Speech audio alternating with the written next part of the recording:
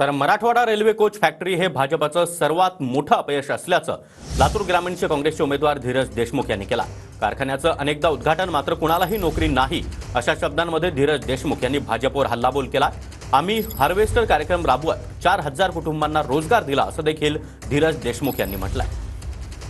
भाजपकडनं आमदार रमेश कराड मैदानामध्ये आहेत। महायुतीच्या माध्यमातून असेल किंवा विधान परिषदेच्या माध्यमातून असेल, मतदारसंघातल्या सगळ्याच गावांमध्ये त्यांचा निधी गेलेला आहे आणि त्यामुळे मतदान द्या, मला मतदान द्या असं ते म्हणतायत। तुमचा निधी प्रत्येक गावात नाही गेला ना?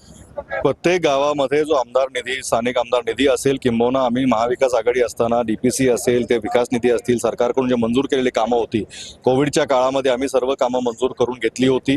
त्या निधीला पूर्तता करण्याचं काम असेल, प्रत्येक गावामध्ये आम्ही यादी निहाय प्रत्येक गावाची यादी प्रत्येक गावामध्ये प्रकाशित केलेली आहे आणि ते लोकांच्या डोळ्यासमोर आहे। लोकांना माहिती आहे कोण काम केलंय। भाजप नेहमीच खोटा प्रचार करतं, खोटं बोल पण रेटून बोल ही त्यांची जुनी पॉलिसी आहे आणि तोच त्या प्रचाराचा आधार घेत आहेत। मला वाटत नाही लोक त्यांच्या बोलतापाला बळी पडणार आहेत आणि निकाल आपल्याला दिसून येईल की काँग्रेसच्याच बाजूने लोक मतदान करतील, खऱ्या विकासाला मतदान करतील, खऱ्या विचाराला मतदान करतील आणि येणाऱ्या काळामध्ये इथं महाविकास आघाडीची ताकद आपल्याला वाढलेली दिसेल।